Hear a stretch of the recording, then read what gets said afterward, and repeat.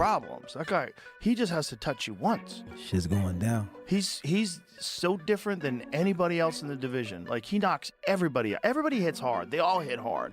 But that shit fucking down. dude hits hard.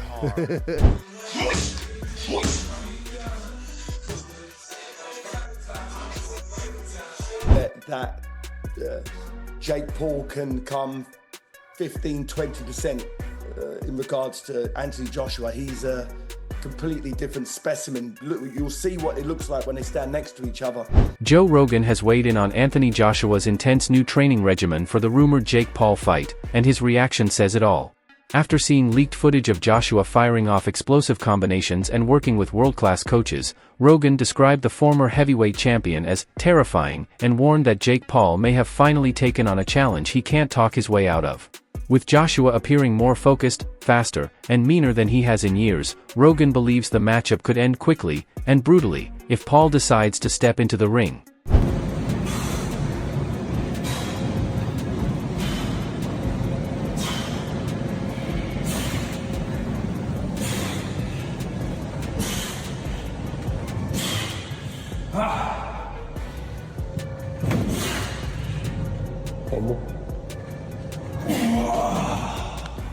Need to get stronger.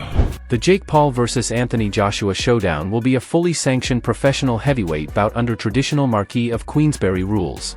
The fight is set for 8 3-minute rounds, with both competitors required to wear 10-ounce gloves. Notably, Joshua must weigh in at no more than 245 pounds, a strict cap aimed at keeping the matchup competitive. The result, win or loss, will be added to each fighter's official professional record. This is the real deal. Professional bout. This is going on people's records. AJ gotta take him serious because this isn't some exhibition. We're running out some judges to act like there's a decision and someone won. No, someone's gonna win, someone's gonna lose here. It's 8 rounds, 3-minute rounds. Again, heavyweight pro bout, 10-ounce gloves. AJ talking about breaking internets over faces. I think he meant to say breaking his face on the internet. Who knows? Maybe you can do both in the big 2025. But then you have the weight limit, 245 pounds, and people are automatically going to go, oh, God, here's the thing. Oh, here's the thing in the contract. No, stop all that. And I'm going to go on a rant in a second for all the people that thought this was fake, for all the people that thought that Jake wouldn't do this, for all the people that thought he was scared. I'm going to go on that rant in a second. But, okay, yes, 245 is a weird number because Jake has already fought at heavyweight. He fought Mike Tyson at 220-something. But again, I understand it a little bit. We're on short notice here. You don't want to have a Tyson Fury type situation, which AJ would never be 290 coming in here. But 260, 270, it starts to get out of the realm of possibility of, like, what are we doing here? Even though heavyweight has no limit, I get it. Nisa Badarian, CEO of Most Valuable Promotions, MVP, and Jake Paul's lead promoter, told Sky Sports that the December 19th fight with Anthony Joshua is shaping up to be a major global event. He emphasized that while Joshua is clearly the more experienced boxer, Paul's unwavering, and some say delusional, confidence could be the X factor. Badarian described the matchup as a symbolic clash and revealed that their team moved quickly, compressing planning and negotiations into an unusually short timeline to make the fight happen. He also confirmed that strict weight limits and full professional rules are in place to ensure a serious, high-stakes showdown. Badarian added that this fight is far less of a mismatch than Joshua's previous bout with Francis Ngannou. While Ngannou was physically imposing, he lacked real boxing experience, making that matchup more lopsided. In contrast, Badarian believes Paul has developed rapidly, gaining enough skill and ring maturity to make the Joshua fight far more competitive. Wait, will there be a limit for Joshua? So there's a lot of discussion around the weight. Joshua fought Usyk twice. Both of those times, Usyk was 221 pounds. Joshua was 240 to 245. When Jake fought Mike Tyson last year, 227 pounds. I expect Jake will come in anywhere between 225 and 230, and Anthony Joshua has a weight limit of 245 pounds. There will be those, as you're aware, that will look at it and criticise this fight. There already have been, haven't there? They'll say it's a real mismatch. What would you say to them? Are we going to be watching sport at its purest?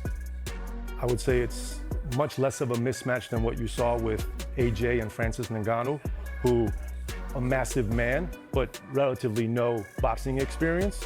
I would say it's much less of a mismatch than AJ's 9th or 10th fight against guys who've been knocked out 20 to 25 times.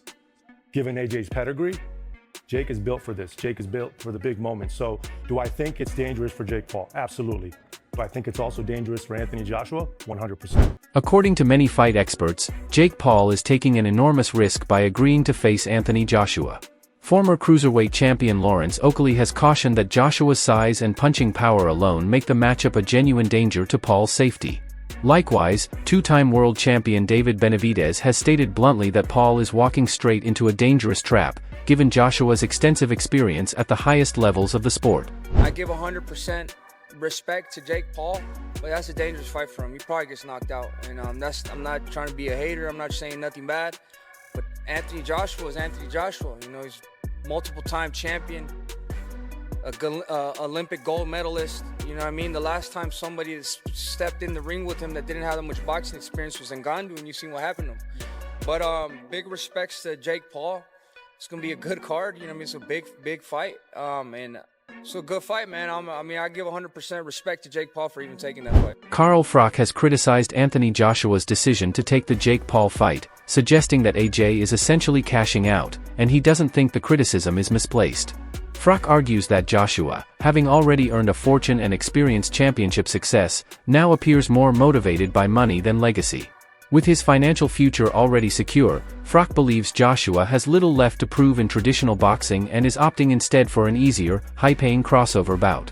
What else have we got to consider? Is AJ cashing out? Well, I did say a year ago when he got splattered by Daniel Dubois that he's finished now. He won't get that confidence back. He's not had any confidence, you know, in his head. No belief for a long time. And I don't think he can get back to world level. There's a couple of new young guns now coming up and coming through. It's like a changing of the guard. And when Usyk retires, I don't know what Daniel Dubois is going to do next, but what Daniel Dubois did to him, then he went on and lost to Usyk. But there's a few new heavyweights coming through, Moses Atama, just to mention one. And you wouldn't start putting AJ in with any of these young up-and-comers that can punch hard, because I just don't think he's got the chance, because the ambition and the desire is going to be gone. So AJ most definitely is cashing out, and you can't fault him. Fair play to him. He's going to get a massive payday, maximise his exit route by fighting fake. Some boxing fans believe Jake Paul could actually beat Anthony Joshua, and they're putting their faith squarely in his power. Despite being known as a YouTuber-turned-boxer, Paul has demonstrated real punching strength, scoring knockdowns and knockouts against multiple opponents. Even Tyson Fury recently predicted that Paul could stop Joshua, pointing to Paul's increasing size and heavyweight power. Paul himself has repeatedly claimed that Joshua's chin is vulnerable, arguing that a clean, well-timed shot could finish the fight early. You think he can win, Jake Paul? I think it's a possibility. No one is backing Jake Paul currently. You've seen him in the ring, you can see that he's got some knockout power, and I also believe people don't look at Joshua's last few fights, and I don't think it's going to be as big of a landslide as people feel. I feel like there's an overhand right that could easily land, and I wouldn't predict that Joshua's chin can last that. The problem is that all of the pressure's on Joshua at the moment. So Jake Paul, if he gets knocked out in 12 seconds, he should get knocked out. The problem is, as soon as Joshua starts taking damage, all of a sudden he's thinking, the world is watching me, I'm a professional fighter, and I'm getting beat off a YouTuber. All of the pressure is in Joshua, and that's a loss that can weigh on the man. You can't deny that Jake Paul has power. I think it's one of his only attributes. I think he's a very poor boxer, but what he does have is a weird technique where you don't know what he's got power. How do we know he's got power? He's knocked people out. Joshua has all of the world looking at him thinking you should walk him over. If it gets 2 rounds, 3 rounds inside, I think Joshua loses. Many are describing this as a true David versus Goliath showdown. Jake Paul, who rose to fame through social media and has fought mostly at lighter weights, is stepping in against Anthony Joshua, a towering heavyweight with championship credentials and a huge physical edge. With Joshua's size, power, and pedigree casting him as Goliath, Paul enters as the underdog, relying on his heart, ambition, and fearlessness to try to even the odds. Can't judge Anthony Joshua for getting the bag, as the kids say, for going to wherever the fight's going to take place and taking $92 million for going up against Jake Paul, right? You can't give him for that. You can't judge him for that. But don't try and tell me that this is a real professional boxing contest. I'm saying my guess is that this will be an exhibition matchup. And if it is, it'll be one hell of a show. And I'll certainly tune in. And fair play to both men because they're making an absolute goddamn killing. But what is going on? Jake Paul versus Anthony Joshua. It's a lose-lose for Joshua. It's a win-win for Jake Paul. One of the main concerns about Joshua facing Jake Paul is his limited activity over the past 2 years. Since his split decision loss to Alexander Usyk in 2022, Joshua's schedule has been sporadic. He defeated Robert Helenius in August 2023, beat Otto Wallin in December 2023, and then scored a knockout against Francis Ngannou in March 2024. For Anthony Joshua is his activity. He's only fought twice in 2 years, and one of them he got knocked out off Daniel Dubois. That was his last fight, and a lot of people say you can only judge a fighter's quality from their last fight. And then the fight before that was a win, but it was a win against Francis Ngannou. Francis Ngannou, if you know, he was the UFC heavyweight who's not a real boxer, and he only had one fight before that boxing fight, what he lost as well. So that's his activity in boxing. Now Jake Paul, on the other hand, looking at his box rec, he's had 6 fights since 2023, and one of them was against Mike Tyson, but we all seen what happened in that fight. Mike Tyson was well past his prime. Where Anthony Joshua, on the other hand, is, well, I'm not going to say he's coming into his prime, because he had some great wins earlier on in his career before he lost to Usyk twice. And by the way, when he did lose to Usyk, the last one was a split decision. It was a pretty close fight. So now this fight is matched, and I just want to look at the tail of the tape. Now, looking at the age difference, we've got 28 years old compared to 36 years old. So I guess the advantage there goes a little bit towards Jake Paul. 28-year-old is better than a 36-year-old. But that being said, we've got talking about experience and everything else, what comes with being 36 years old at Anthony Joshua's level. And then, like I mentioned, the heavyweights kind of seem to prime a little bit older. They'll come down to the height and the weight. This is the big one. 6'1" versus 6'6". 200 pounds versus 252 pounds. We've got a 252 pounder in Anthony Joshua. The reach advantage is a lot, which we would expect. Amateur fights, we can see that Jake's only had one, where AJ's had 43, but 43 of them are included at the highest level, Olympic level. And yes, he won the Olympic bloody gold medal, if I don't need to remind you. Then the pro record, Jake Paul has had 13 fights, lost 1. AJ has had 28 fights, and he's lost 4 with 25 KO. David Haye has issued a stark warning ahead of the Anthony Joshua vs. Jake Paul fight, calling it a clear mismatch. Speaking to Sky News, the former heavyweight champion said Joshua could inflict severe damage on Paul, raising serious concerns about Paul's safety. Haye even suggested the fight could be life-threatening for Paul if he underestimates Joshua's size, power, and experience. The physical disparity between the two is significant. Joshua stands 6 feet 6 inches with an 82-inch reach and typically weighs between 240 to 250 pounds, though he is capped at 245 pounds for this bout. Paul, by comparison, is around 6 feet 1 inch with a 76-inch reach and bulked up to roughly 227 pounds for his previous heavyweight fights, having spent most of his career as a cruiserweight. This size and weight advantage could give Joshua a serious edge in both power and reach. It's a big money fight, £100 million potentially. Are you confident it'll happen? I wasn't confident when I first heard about it. It sounds like one of those fairy tale fights that people talk about but don't actually get over the line. I heard this 3-4 months ago. I just dismissed it. I heard it a week ago. I went along with it, but deep down I thought this isn't going to happen. And today it's been made official.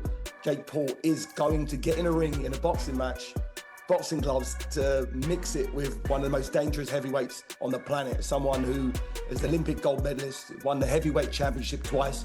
Although he lost his last fight against a very good Daniel Dubois, he's a top 10 heavyweight on the planet versus internet sensation, someone who's a latecomer to boxing and has boxed at a very moderate level. I'm talking domestic level, and he lost to Tommy Fury, for instance. And Tommy Fury, who he lost to, versus Anthony Joshua, they're two completely different sports. So I commend Jake Paul for putting himself in harm's way, because boxing is a dangerous game. People have died in the ring. People have been seriously injured, maimed. And he believes in himself enough to do it on a massive scale, because it's not about the money. He's got enough money. This is him wanting to push the boundaries of reality. He's manifested an amazing life for himself. He's a superstar, and I think he wants to try and do the unthinkable. He wants to. It's an insane challenge he's put himself up for, but you've got to give him credit. You say an insane challenge. You described it before as Jake Paul being a cat versus Anthony Joshua's lion. Yeah. I mean, they're not equally matched on any sense, are they? There's not one element of their boxing skill set that Jake Paul can come 15-20% in regards to Anthony Joshua. He's a completely different specimen. Look, you'll see what it looks like when they stand next to each other. The upcoming clash between Anthony Joshua and Jake Paul is shaping up to be one of the most talked about matchups in recent boxing history. With Joshua's towering size, elite experience, and knockout power going head-to-head against Paul's rising skill, ambition, and fearless heart, this fight promises drama, intensity, and unpredictable moments in the ring. Experts warn of the stark physical and experience gap, yet Paul's confidence and determination make him a compelling underdog. Will David topple Goliath, or will the heavyweight champ dominate? Witness the showdown and share your predictions. Drop your thoughts in the comments below.